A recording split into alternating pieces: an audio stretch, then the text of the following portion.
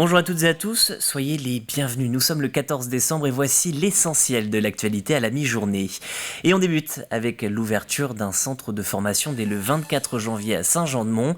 Le club La Rivière accueillera des jeunes de 16 à 29 ans. 5 cursus sont prévus pour devenir cuisinier, serveur, animateur, réceptionniste ou encore chef d'établissement. Les élèves auront un planning en 3 phases. D'abord la formation dans l'établissement, une partie sur le terrain et un retour au village-école. Les explications dans ce reportage de Grégoire de Châtillon. Sur place, de futurs formateurs, le Pôle emploi, la mission locale, Bonjour, je m'appelle Christian. à l'écoute d'un concept inédit en Vendée, des formations en alternance dans un village vacances pour devenir serveur, cuisinier, réceptionniste, animateur et directeur d'établissements touristiques. 5 formations avec une pédagogie axée sur l'action afin d'être rapidement opérationnel. On s'éloigne des cours classiques, le format table d'écolier, écoute un peu passive. On s'en va vraiment vers l'action où on met les jeunes sur des exercices pratiques au quotidien. Ce sont des métiers de passion parce que c'est des métiers où il faut pouvoir être entier, être très investi. Effectivement, il y a les contraintes des métiers du tourisme, c'est beaucoup d'heures. Mais quand on aime, on ne compte pas. C'est pour ça qu'on parle de métier passion. C'est aussi des métiers où on peut exprimer sa créativité, où on est en interaction avec l'humain. 50 contrats de recrutement pour une durée de 12 mois dès le 24 janvier prochain, avec la possibilité d'être hébergé sur le lieu de formation dans ce village vacances situé à Saint-Jean-de-Mont. On a pour vocation aussi de créer des résidences d'artistes, etc. Donc l'idée c'est que notre établissement devienne un petit peu un carrefour et aussi qu'on prenne en compte une problématique qui est quand même assez importante sur notre domaine, à savoir le manque de main-d'œuvre pour un secteur assez tendu comme le nôtre, l'hôtellerie, restauration, le tourisme.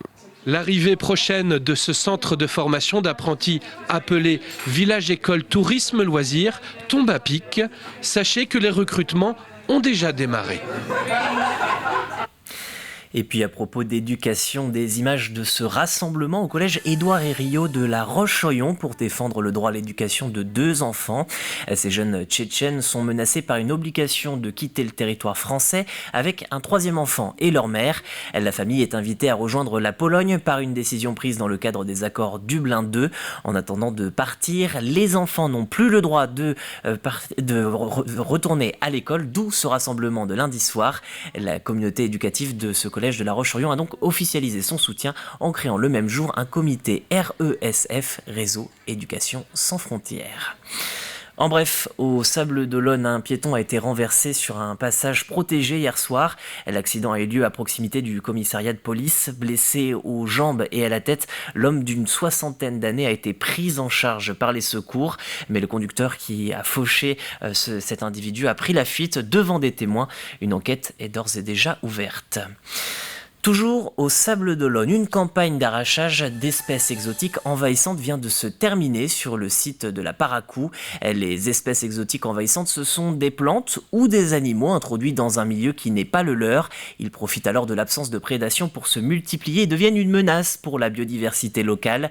C'est le cas donc de 2 plantes au sable, l'herbe de la pampa et le baccaris, 2 espèces venues d'Amérique. Pour mener à bien cette mission d'arrachage, les équipes ont privilégié une méthode à l'ancienne avec un cheval, une manière d'éviter la dissémination de graines. Il faut que la lutte soit collective pour qu'elle soit efficiente. Il faut que la population se mobilise sur leurs parcelles privées pour que l'action soit efficace. Moi, le conseil que je peux vous apporter, c'est donc d'arracher le baccaris et l'herbe de la pampa pour éviter qu'ils se prolifèrent sur d'autres terrains naturels, comme dans les zones de marais, par exemple, mais aussi les zones de dunes. Culture et patrimoine, dernière représentation pour les veillées chaumoises. Après 51 ans de bons et loyaux services, l'association a décidé de baisser le rideau, faute de bénévoles. Désormais, il va donc falloir trouver une nouvelle façon de valoriser les traditions du quartier de la Chaume au Sables-d'Olonne. Agathe Poulet a assisté à la toute dernière représentation de son spectacle. Dernière répétition avant de tirer leur révérence après 51 ans de spectacle. Derniers ajustements pour les musiciens qui joueront avec nostalgie. Ah bah écoutez, moi c'est 8 ans de collaboration qui s'arrêtent, alors forcément ça fait un petit pincement au cœur, hein, c'est sûr. Pour nous c'est pas un au revoir. De toute façon je pense qu'on va continuer mais autrement. Entre nous, on fera plus de spectacles, mais on le fera ensemble. On va tout donner parce que les gens vont nous aider aussi, hein, parce que en général, quand ils chantent et tout, c'est bon signe. Hein. Dans les coulisses, l'émotion est également au rendez-vous pour Irène, comédienne depuis 14 ans au sein des Veillées Chaumoises, qui montera sur scène une dernière fois avec un pincement au cœur. Très grande émotion. On a mal, ça fait mal, quoi. C'est bien, on est tous. Mais bon, on aurait bien préféré que ça perdure, mais bon, que ce soir, je pense qu'on va donner 2 fois plus parce qu'on sait que c'est la dernière fois. Donc, pour le public et même pour nous, le groupe, on se donne à fond, quoi, complètement. Aujourd'hui, c'est sûr. Ma gourdie à moi, ma maison, moi, elle n'est pas moisie, c'est pas comme la tienne. Après un demi-siècle à faire perdurer le patrimoine culturel chaumois à travers des chansons et des sketchs, l'association souhaitait partir en beauté avec une compilation sur les différents thèmes abordés, comme la mer ou Noël.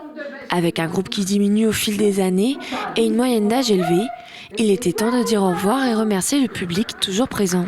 Pour la présidente, dont son oncle est le créateur, toutes les bonnes choses ont une fin. C'est pour ça qu'on arrête et je crois que c'est bien.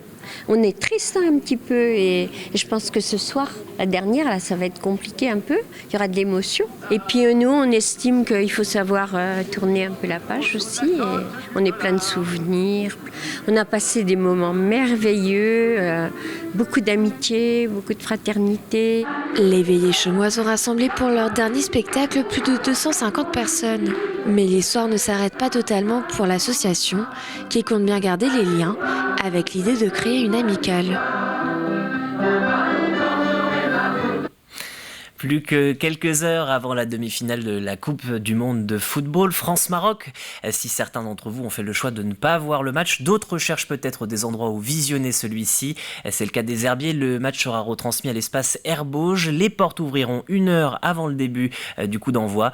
À Montaigu-Vendée et La Roche-sur-Yon, les autorités de leur côté n'excluent pas de diffuser la finale en cas de qualification, mais pas de demi-finale. Et pour rappel, la préfecture de Vendée a quant à elle décidé de quelques mesures. Jusqu'au 2 janvier à minuit, aucune vente de feux d'artifice, y compris les pétards, n'est autorisée aux particuliers. Interdiction également de transporter du carburant dans des jerrycans ou des cubis, sauf si c'est pour alimenter des chauffages individuels. Voilà pour ce journal, je vous remercie de l'avoir suivi, on revient dès 18h en direct.